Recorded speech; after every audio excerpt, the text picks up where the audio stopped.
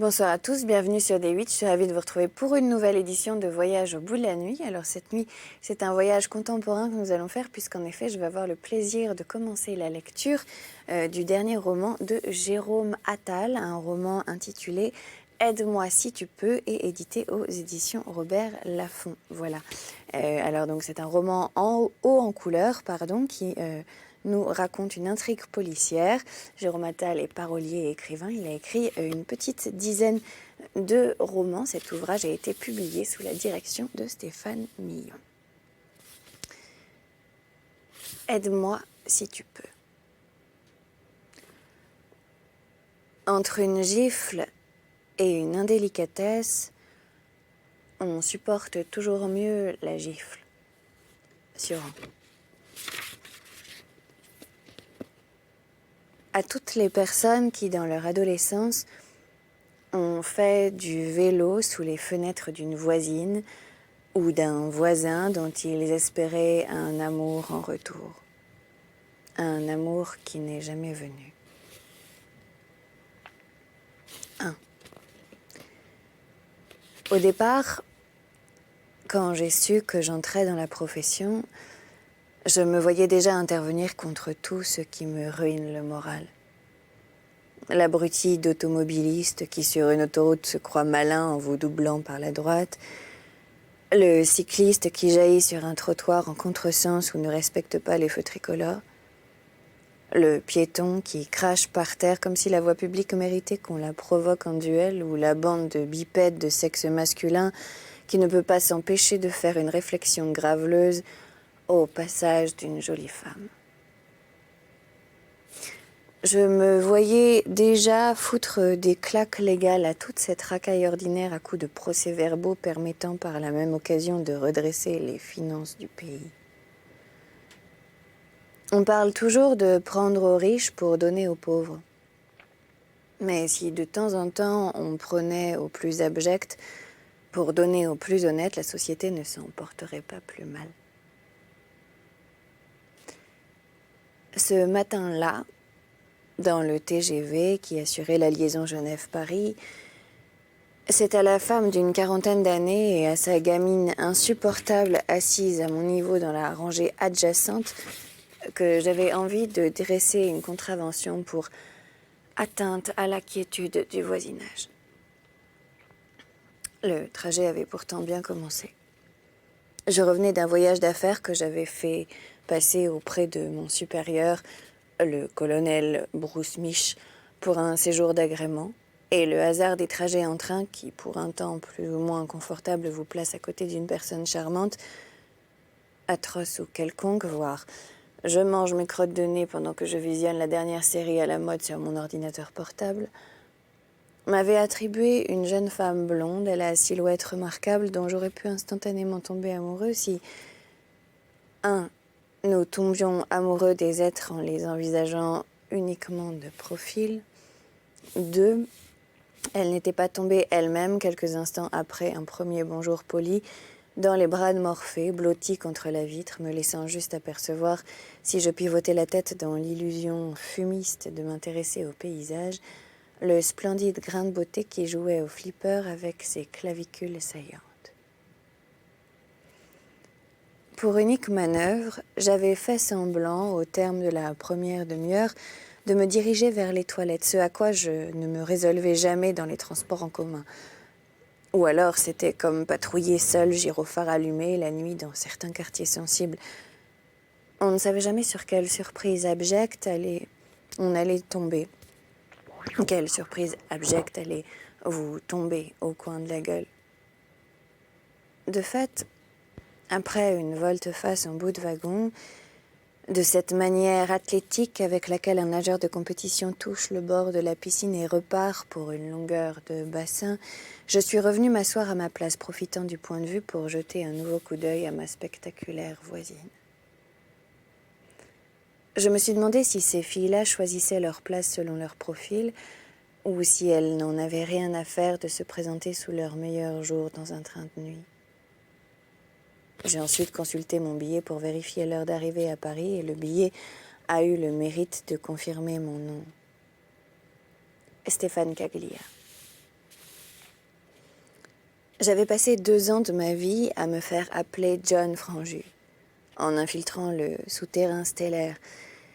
Et je dois dire que j'en gardais encore des séquelles sur le plan identitaire. Quand dans un hall de gare ou le lobby d'un hôtel, une femme hélait son compagnon « John! John !» J'étais toujours le premier à me retourner. Le front constellé de sueur, les jambes momifiées dans du coton ouzbek, le cœur sur les rotules. Fort heureusement, John ne figurait pas au top 50 des prénoms les plus donnés en Île-de-France. Et c'est pour ça que, si vous devez passer un bon moment de votre vie sous une autre identité, choisissez de préférence un prénom étranger, ça facilite ensuite les rapports que vous entretiendrez avec le retour au réel.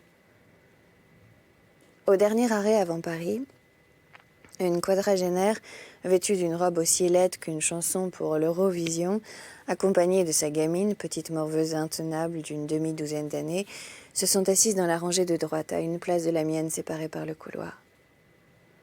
Son popotin faillit me chatouiller les narines au moment où elle s'évertuait à caler une valise bien trop imposante dans l'étroite nacelle du haut.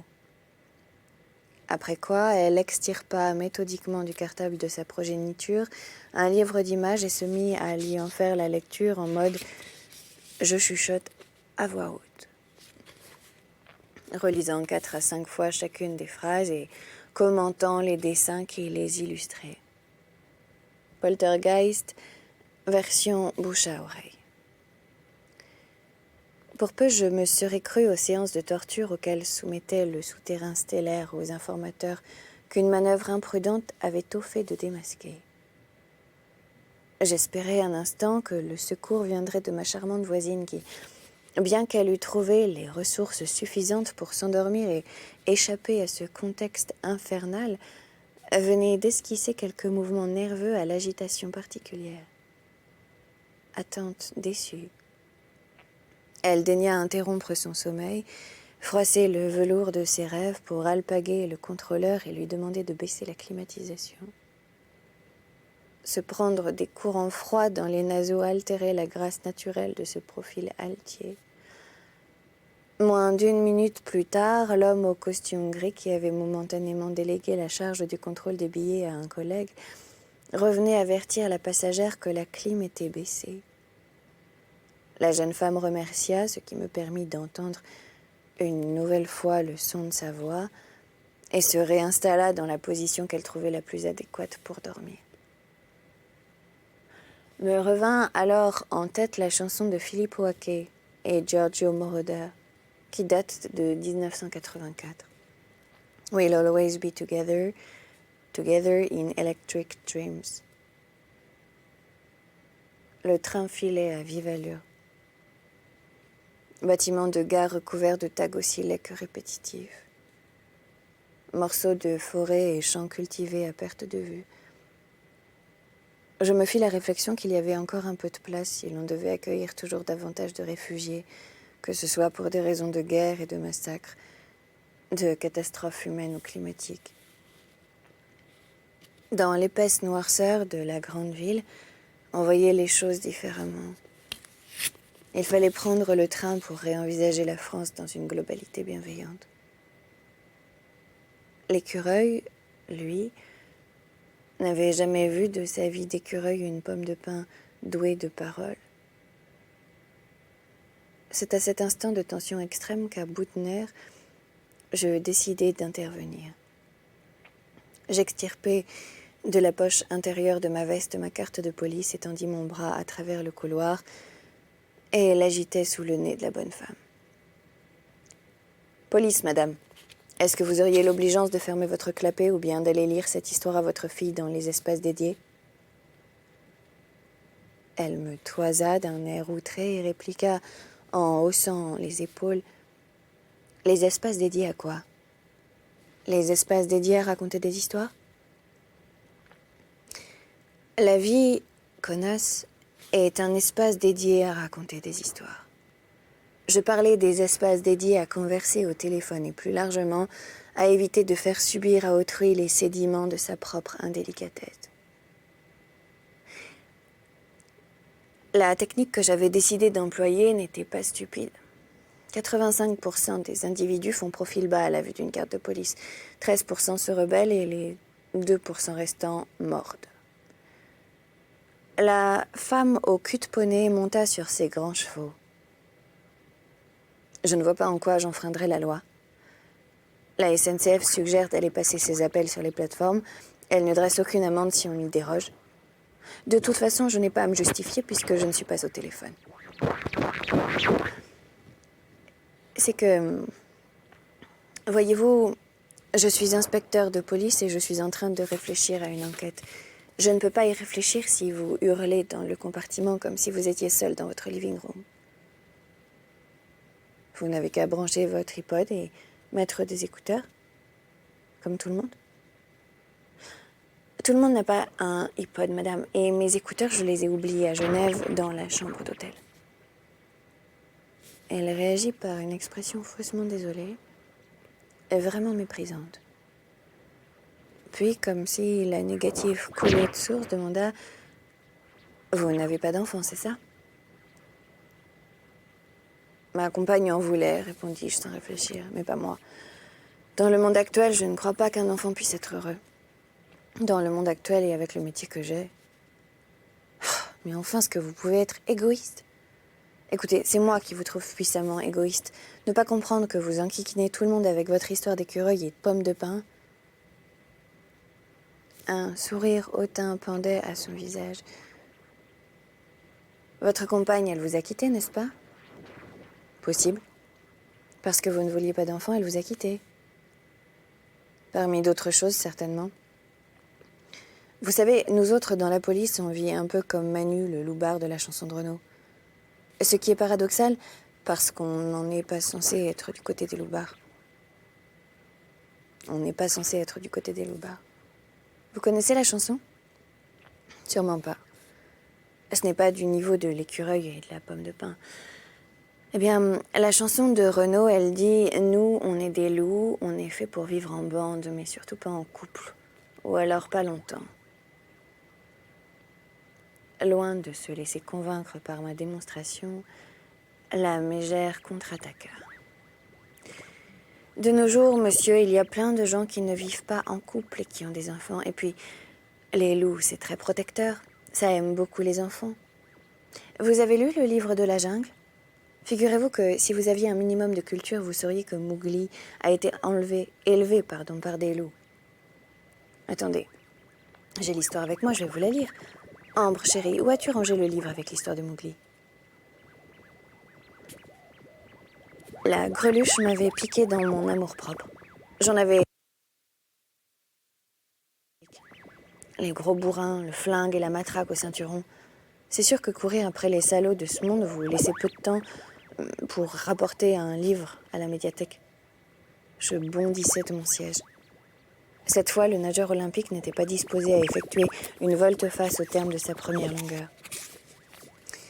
C'est donc à cause de cette histoire d'écureuil et de pommes de pin que je suis allée me réfugier dans le wagon-bar, bien décidé à y séjourner le restant du voyage, et que la rencontre que j'allais y faire, aussi improbable que prévisible avec le recul, allait faire basculer ce début de journée dans le camp de l'irrécupérable.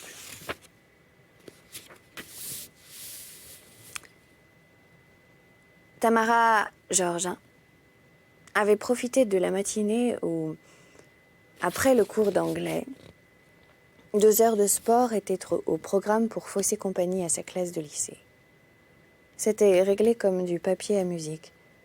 Les élèves se changeaient, enfilaient leurs survêtements, ou un short pour celles qui étaient fières de leurs cuisses, dans un préfabriqué de l'autre côté des salles de classe, filles d'un côté, garçons de l'autre, pendant que ceux qui étaient arrivés le matin en tenue sautillaient sur place dans la cour et entamaient les premiers exercices d'échauffement.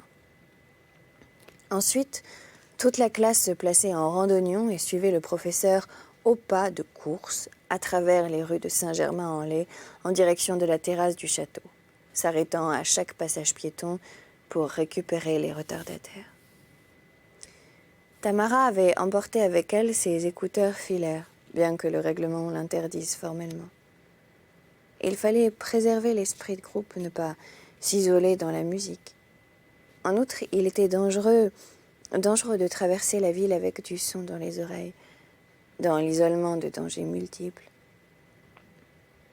Mademoiselle Richard, la prof de sport, était une nouvelle recrue, une suppléante.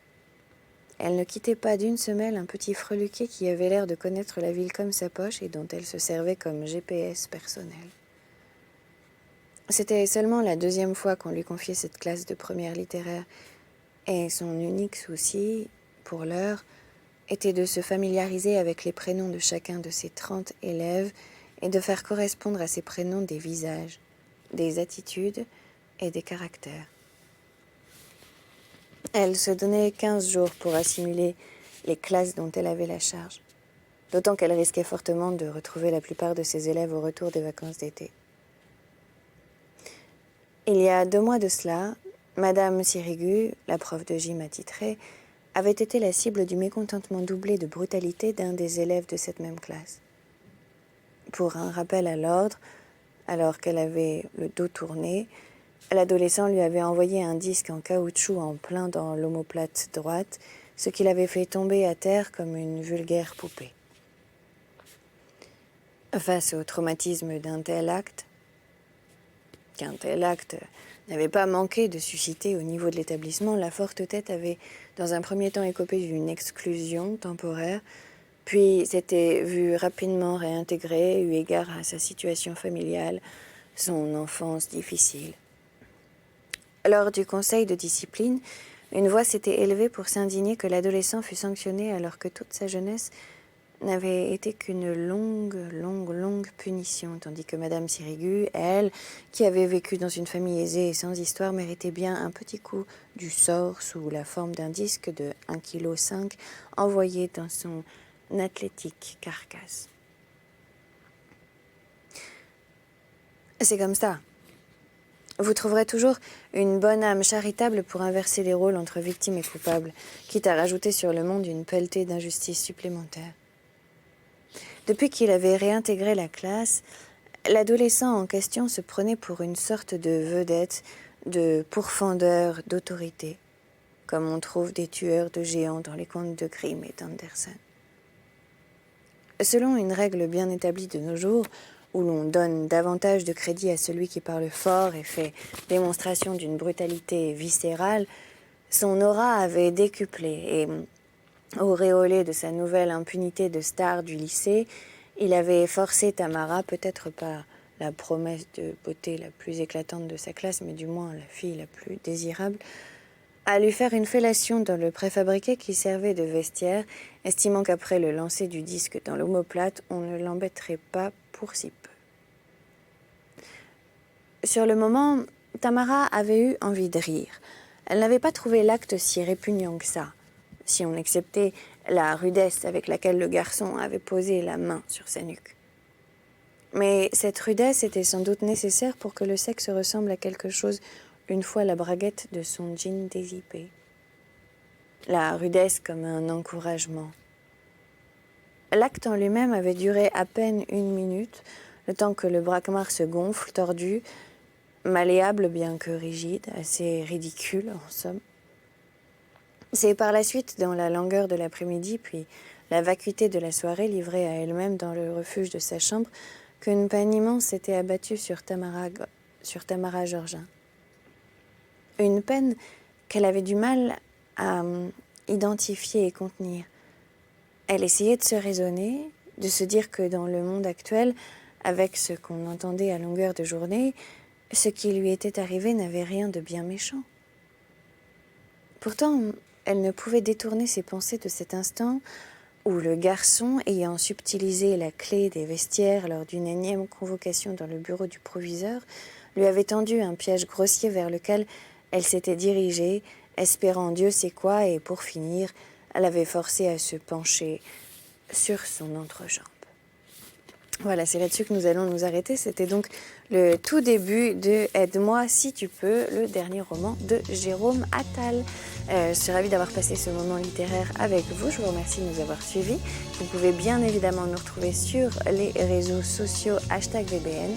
Et quant à moi, je vous dis à très bientôt sur notre chaîne pour de nouvelles aventures littéraires. Salut!